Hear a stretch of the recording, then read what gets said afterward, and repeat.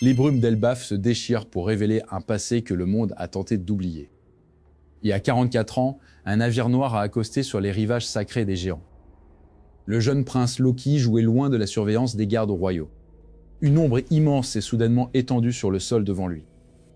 L'enfant leva les yeux pour découvrir une silhouette qui ne ressemblait à aucune autre. Roxé Xebec se tenait là, dominant le prince de toute sa malveillance. Ses cheveux noirs s'agitaient comme des flammes sombres sous le vent d'hiver. Loki recula d'un pas, son épée en bois tombant de ses mains tremblantes. Un rire rauque et saccadé s'échappa de la gorge du pirate légendaire. Xebec n'était pas venu pour piller, mais pour briser la volonté des géants. Le chapitre 1145 nous montre que cette rencontre a changé le destin d'Elbaf à jamais. Pourquoi un homme aussi puissant s'intéresserait-il à un simple enfant? Xebec s'approcha lentement, chaque pas faisant vibrer le sol sous les pieds du géant. Il attrapa Loki par le col de sa tunique royale avec une force inhumaine. Ses yeux brillaient d'une soif de chaos qui paralysa le jeune prince. Les larmes commencèrent à couler sur les joues rebondies du petit géant. C'est à ce moment précis que l'innocence de Loki fut consumée par la peur. Xebec lui murmura des paroles qui hantent encore les nuits du futur roi. Il parlait d'un trône vide et d'un monde qui méritait de brûler. Cette analyse révèle comment Xebec a implanté le germe de la discorde chez les géants. Soudain, les corps de guerre d'Elbaf ont retenti à travers la vallée. Les guerriers géants accouraient pour protéger leur prince héritier. Mais Xebec ne montra aucun signe d'inquiétude face à cette armée colossale. Il relâcha Loki et dégaina une lame qui semblait absorber la lumière. Loki s'enfuit en courant, trébuchant sur les racines géantes de la forêt. En un seul mouvement, Xebec déclencha une onde de choc qui fera trembler toute l'île. Les arbres millénaires furent fauchés comme de simples brins d'herbe. La poussière obscurcit le champ de vision du jeune prince terrorisé. Dans ce chaos, la silhouette de Xebec paraissait surnaturelle. Le narrateur souligne que cette violence gratuite visait à traumatiser Loki durablement. C'est ainsi que naissent les monstres, dans le sang et l'humiliation. Les gardes arrivèrent enfin, mais le pirate avait déjà disparu dans l'ombre. Seul un symbole étrange restait gravé dans la roche calcinée. Loki fut retrouvé prostré, incapable de prononcer un seul mot pendant des jours.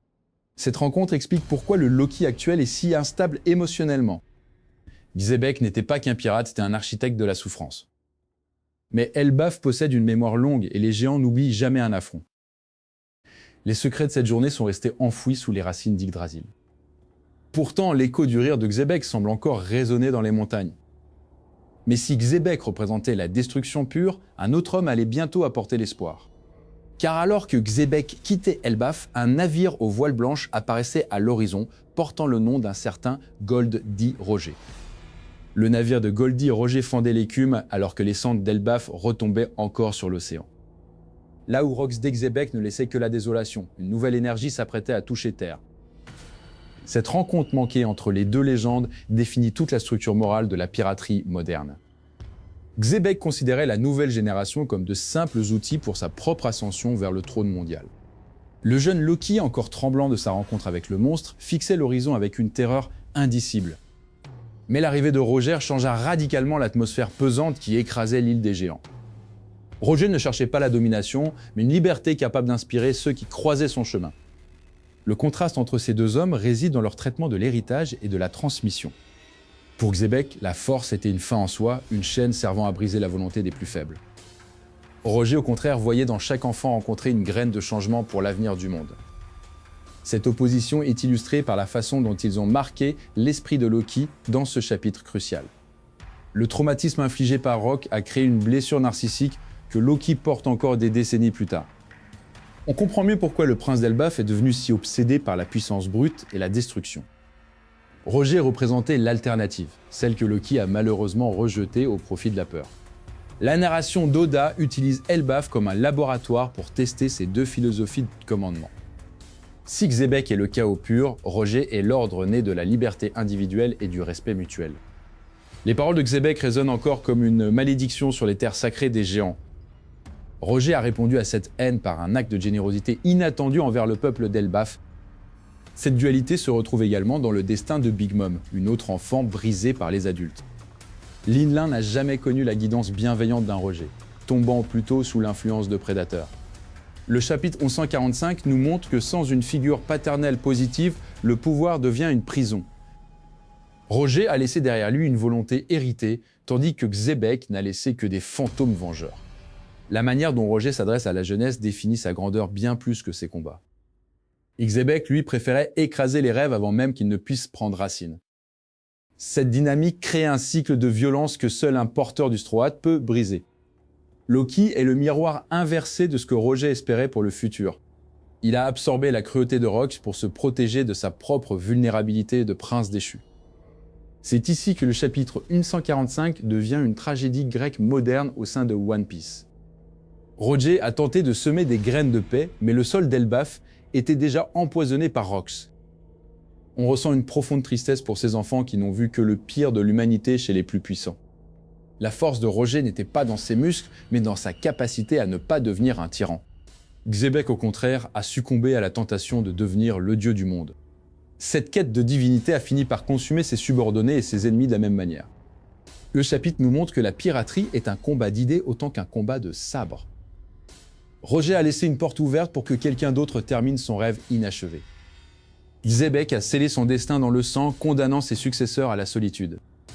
Les géants d'Elbaf n'oublieront jamais le jour où ces deux forces ont frôlé leur destin. La différence entre un roi et un tyran se joue sur un seul geste de compassion. Oda nous prépare à une confrontation finale où ces deux héritages s'affronteront à nouveau. Mais alors que Loki rumine sa vengeance, une nouvelle menace émerge des ombres de sa propre famille. Dans les profondeurs du château, un secret lié aux omis de Big Mom s'apprête à tout changer.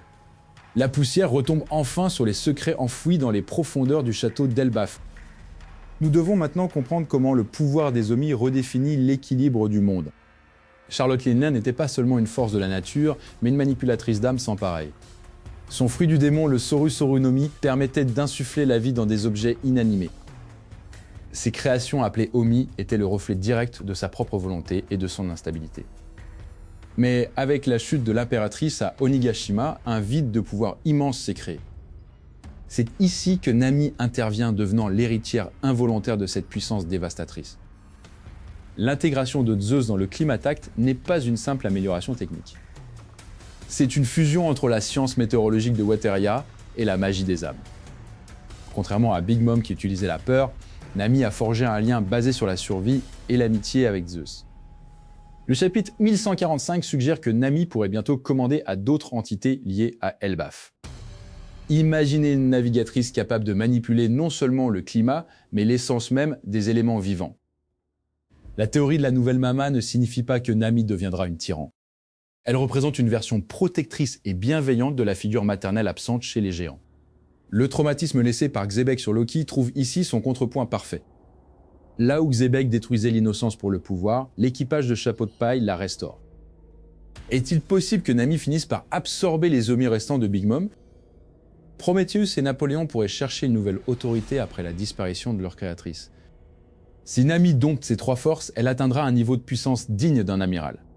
Cette évolution boucle la boucle initiée à Whole Cake Island.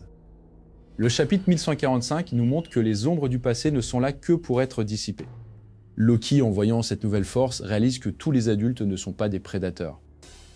La narration d'Oda utilise Nami comme le pont entre le mythe des géants et la réalité de la piraterie moderne. Le combat final pour le One Piece nécessitera cette maîtrise absolue des cieux. Rox Xebec voulait devenir le roi du monde par la terreur, mais il a échoué à cause de son isolement. L'équipage de Luffy réussit car chaque membre porte une part de l'héritage des anciens, mais transformé par l'amour. En analysant les derniers panneaux, on voit Zeus changer de forme pour s'adapter aux besoins émotionnels de Nami. C'est la preuve ultime que l'âme peut être rachetée si elle est traitée avec compassion. Mais le danger rôde toujours, car le gouvernement mondial surveille de près ses développements. La fin de l'arc Elbaf marquera le début de la plus grande guerre de l'histoire. Nami ne sera plus simplement la petite voleuse d'Orange Town. Elle se dresse désormais comme la reine des tempêtes, pilier central du futur roi des pirates. Les péchés de Big Mom s'effacent pour laisser place à une nouvelle ère de protection. Le parallélisme entre les époques est le génie constant d'Oda dans ce chapitre 1145. La leçon est claire, on ne peut pas fuir son héritage, mais on peut choisir ce qu'on en fait. Elbaf est le théâtre de cette réconciliation entre le passé traumatique et le futur glorieux. Chaque éclair lancé par Nami est un hommage à ceux qui ont souffert sous le joug de Xebec. La lumière revient enfin sur l'île des géants après des décennies d'obscurité.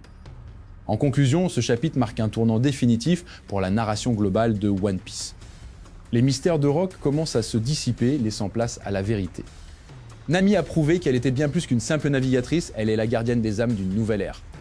Le calme revient sur le château, alors que les héros se préparent pour leur prochaine destination. L'histoire continue, mais le fardeau du passé semble enfin plus léger pour tout le monde. Ainsi s'achève notre analyse sur la promesse d'un avenir où la volonté héritée brille plus fort que jamais.